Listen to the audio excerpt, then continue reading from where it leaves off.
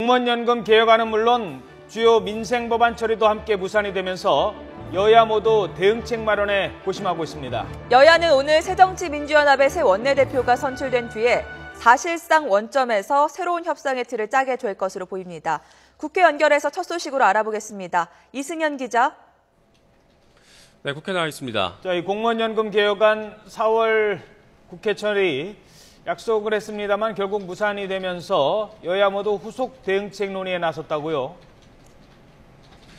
네, 그렇습니다. 여야는 연금법 개혁안이 국회 본회의를 통과하지 못한 것과 관련해서 후속 대응책 마련에 분주한 모습을 보이고 있습니다.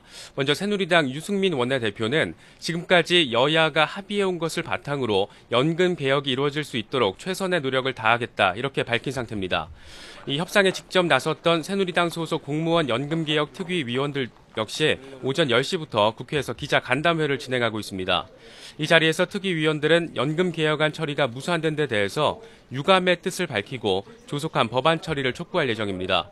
특히 그동안 협상 과정을 설명하면서 합의 파기에 대한 야당의 책임을 집중적으로 물을 것으로 보입니다. 이 새정치민주연합은 문재인 대표 주재로 당 지도부와 연금개혁 특위위원들이 모두 참석한 긴급 대책회의를 진행하고 있습니다.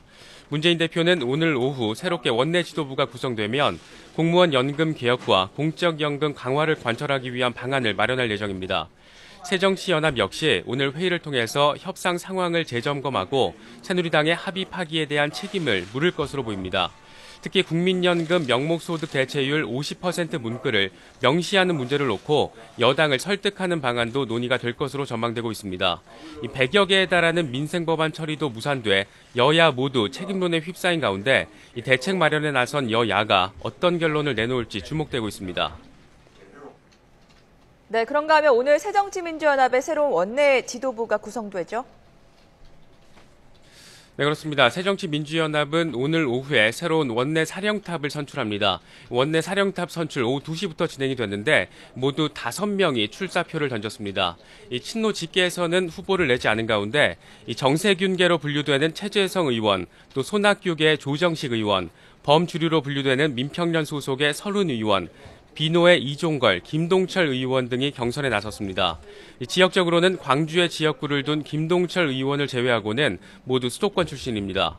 공무원 연금 개혁안 해결이 새 원내대표의 최대 과제로 떠오르면서 대여 협상력 등에 대한 의원들에 대한 평가가 막판 변수가 될 것으로 보입니다. 오늘 경선은 1차에서 과반 득표자가 나오지 않으면 최다 득표자 2명이 결선에 진출해서 다수 득표자를 가리는 방식으로 진행이 됩니다. 원내대표 경선 결과는 재보선 패배에 후폭풍을 겪고 있는 당의 역학구도 변화 여부를 가늠할 수 있는 기준이 되는 만큼 그 결과에 관심이 모아지고 있습니다. 이 선출 결과는 오후 4시 반쯤에 나올 것으로 보입니다. 지금까지 국회에서 YTN 이승현입니다.